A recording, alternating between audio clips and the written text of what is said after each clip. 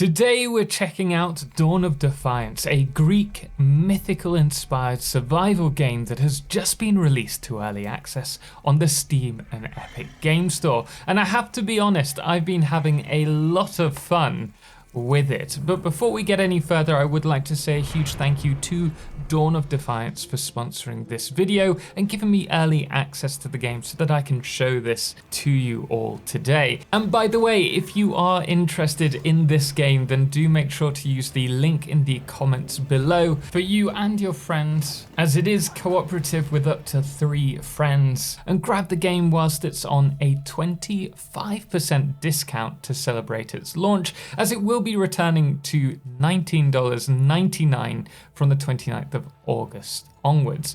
Starting with nothing but the rags on your back, you'll be forced to fend for yourself, crafting potions, weapons and armor to protect you from the dangers of the Isles. Defiling the statues of the gods grant you magical abilities to make you powerful warriors, such as flight, dashing in the air and performing powerful attacks, uncovering your role as the anti-hero as you go. Now, arriving at the Forgotten Crossroads, I've built myself a small shelter to help me prepare, and it is here I wanted to start showing you the game. Now, it may not look like much, but this is everything that we need to get started with all the buildables we need to start processing items.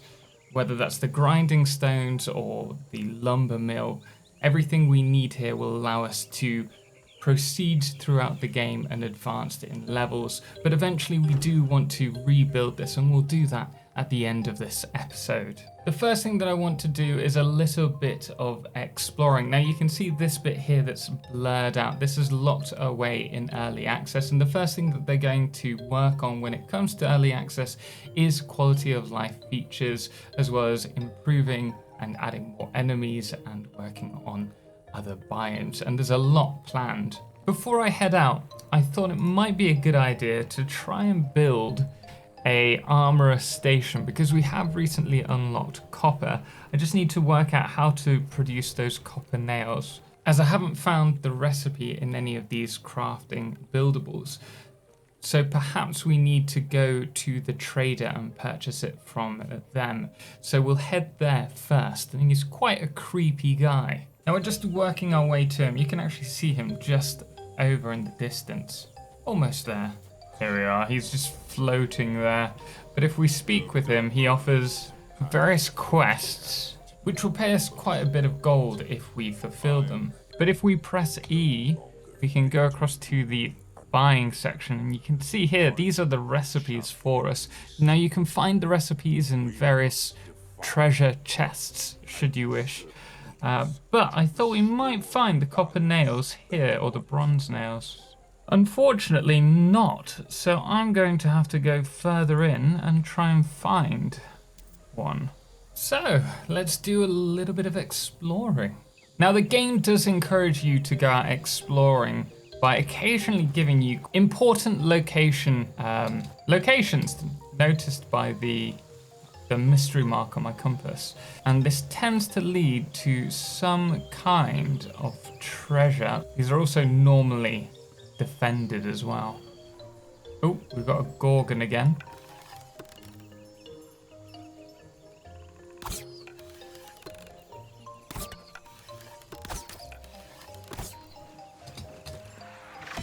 Ow! Ow!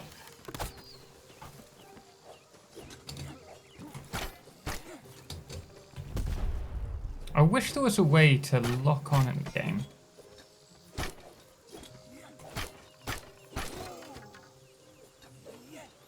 Now our health will heal over time, but not if we get attacked. Oh, and die like that. Oh dear. Thankfully, death isn't a huge problem in this game. You'll respawn, but with no items. It's kind of annoying that you have none of your equipment left over, but it just means that you have to go and fetch it. And you do get a death marker all the way over here. Oh, typical. Right, I guess I'll collect that. just made it. Don't want to trigger them because they will have respawned. There's the Gorgon. So let's just grab our stuff and then I'll kite them.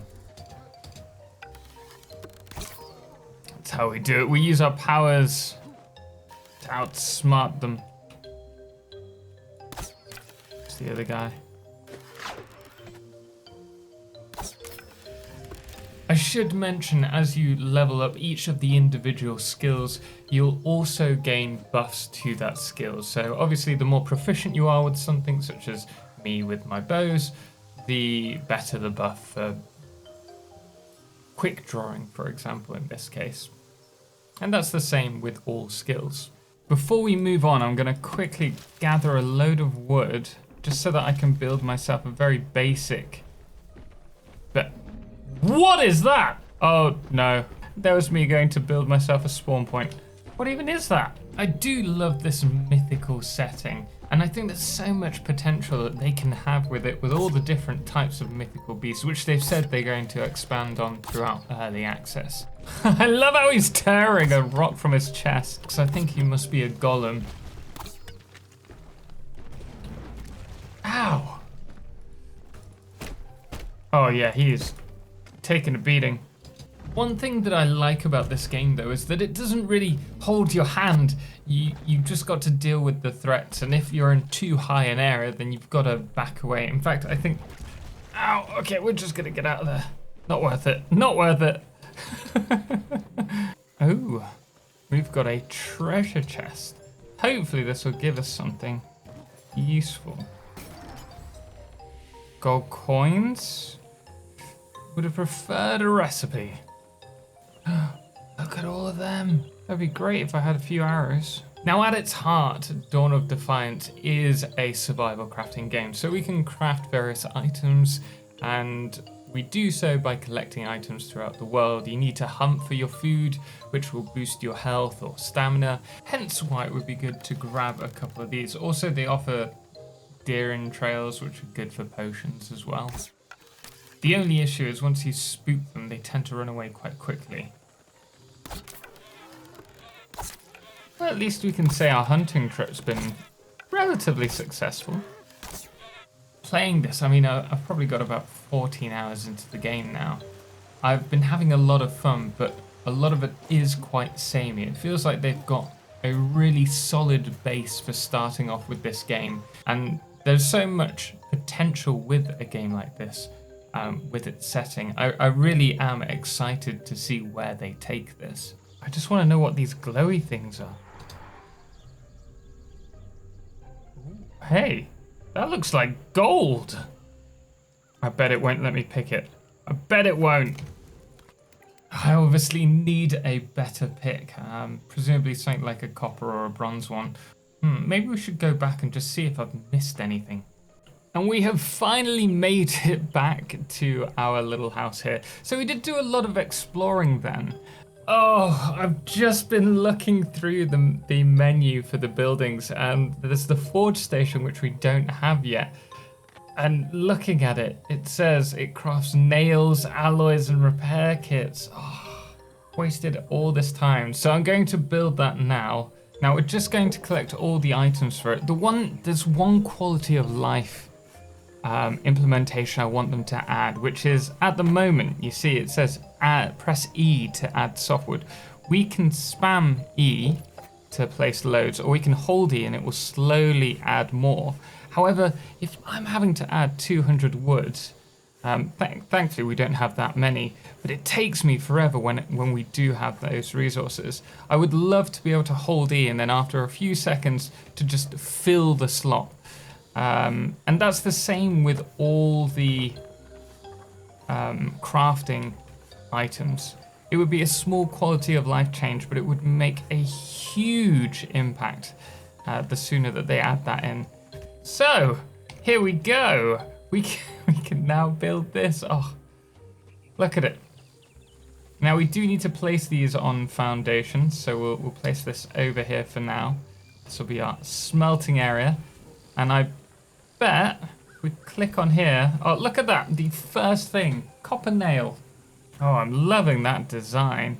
And there you go, we now have the armourer station, which means we can now build the coppice, I want to say.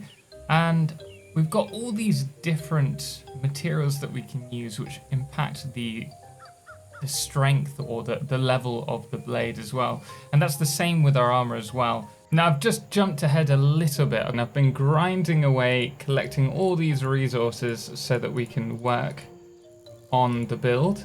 Hopefully this is enough. Also take some clay, you never know when you're going to need it.